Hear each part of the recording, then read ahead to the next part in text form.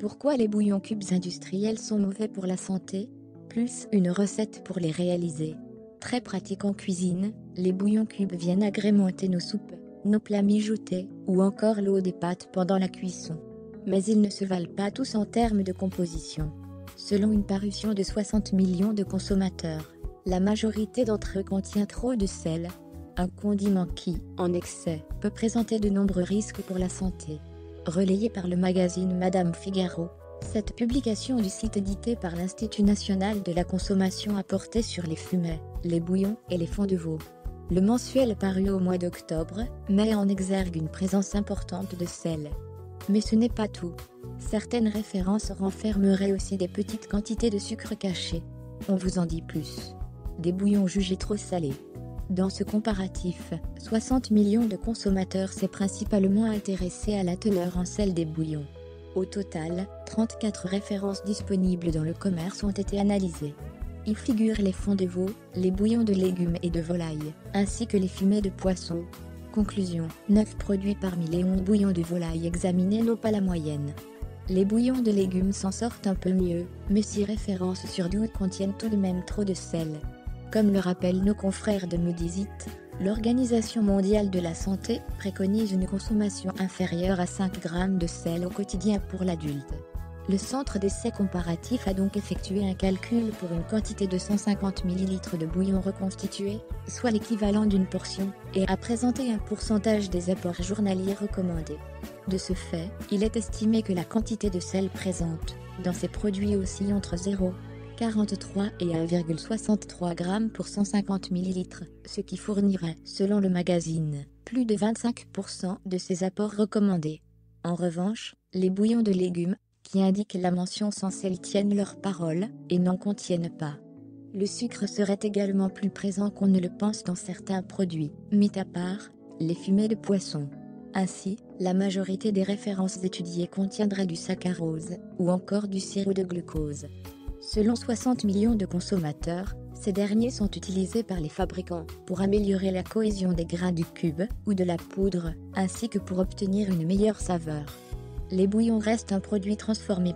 Selon une publication de l'OMS, les produits ultra transformés sont de plus en plus disponibles et à portée de main. Riches en énergie, avec une teneur importante en acides gras trans, en graisse saturée, en sel ou en sucre, ces derniers peuvent avoir un impact délétère sur la santé lorsqu'ils sont consommés en excès. Le sel, notamment, est lié à l'hypertension et à des risques plus importants d'accidents vasculaires cérébraux et de cardiopathie en cas de consommation abusive. Dans l'alimentation, il peut provenir d'aliments transformés, soit parce que ces derniers sont trop riches en sel, comme le salami, le jambon, les nouilles instantanées, le fromage, etc., ou encore parce que nous en consommons en quantité trop importante. Ce condiment est également ajouté pendant la cuisson de certains plats, notamment sous forme de bouillon cube, ou encore sur la table pendant les repas, sous forme de sauce ou de sel de table. Dans ce sens, l'OMS recommande aux consommateurs de prêter une attention plus accrue aux étiquettes des produits, afin de choisir ceux dont la teneur en sodium est réduite.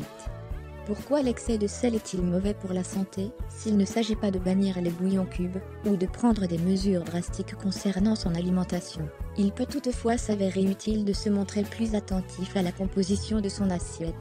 En effet, si le sel en petite quantité reste nécessaire au bon fonctionnement de notre organisme, l'inverse peut se produire lorsqu'il est consommé en excès. Selon l'OMS, la majorité des gens consomment 2 fois plus que l'apport maximal préconisé, avec une moyenne allant de 9 à 12 grammes par jour. Interrogée par l'Express, Irène Margariti, chef de l'unité d'évaluation des risques liés à la nutrition à Lens, met en exergue ses effets sur la santé en cas de consommation accrue, et notamment son rôle dans l'augmentation de l'hypertension artérielle, facteur de risque des maladies cardiovasculaires. Pierre Menton, chercheur à l'INSERM, rappelle quant à lui que manger trop de sel entraîne l'élimination du calcium par l'urine. Et si cette dernière n'est pas compensée par d'autres aliments, cela peut favoriser l'apparition de l'ostéoporose.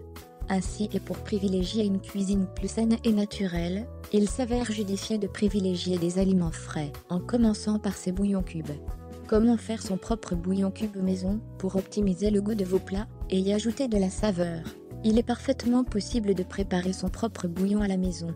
Pour ce faire, Il suffit de vous munir des ingrédients suivants. 3 gousses d'ail, 2 carottes, 1 poireau, 3 branches de céleri, 2 oignons, un bouquet de persil. Comment préparer votre bouillon cube? 1. Pour commencer, pelez les gousses d'ail, les carottes et les oignons. 2. Lavez ensuite vos branches de céleri, le persil et le poireau. 3. Une fois vos ingrédients prêts, coupez-les en petits dés et plongez le tout dans une marmite contenant 1 litre d'eau bouillante. 4. Laissez mijoter pendant 1 heure, puis mixez votre préparation dans un blanc-dé. 5. Versez ensuite le mélange dans une sauteuse, sans y ajouter de matière grasse, pour dessécher le tout en remuant pendant environ 10 minutes. 6. Pour finir, étalez la préparation sur du papier sulfurisé et laissez-la durcir dans le réfrigérateur. Vous n'aurez plus qu'à découper vos cubes pour les utiliser en cuisine.